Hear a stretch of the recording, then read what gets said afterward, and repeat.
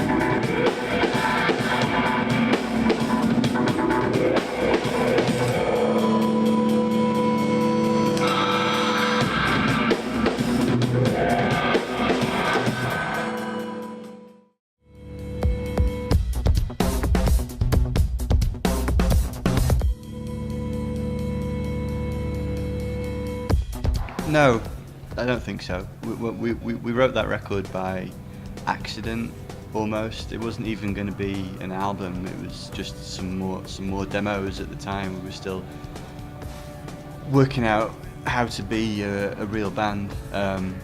Quite often we don't see ourselves still as a real band, and it's just been a series of educated guesses ever since then. I think making records. Maybe Wildlight is a kind of return to a more naive way of us writing music. We didn't think too much about what we were doing. We just made music that we wanted to make, which is, like Paul says, what we did with The Fall of Math. We were kind of existed in a vacuum back then because no one had ever really heard of us, so we could do what we wanted. And in this time, we kind of did what we wanted as well, because why not?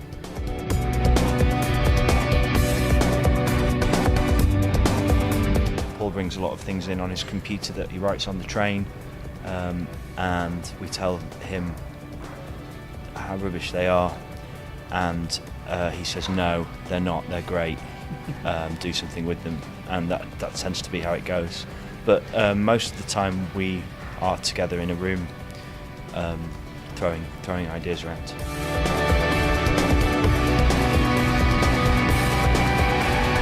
Yeah, I think it's feeling a little bit different with this record. We've always been at our best. We've always felt we've represented ourselves best in the live arena, and I think that's still true. But we're really exceptionally proud of the way this new record sounds. The production values we've managed to pull off have come a lot closer to capturing something than we ever have been before, and funnily enough, it's been quite hard to then recreate that with these live shows. I mean, we made a mistake once before when we wrote Destruction, because we wrote that record in the studio and had no idea how to play it live, and so it was quite hard to make it translate. With this record, we could play the songs completely live before we recorded them.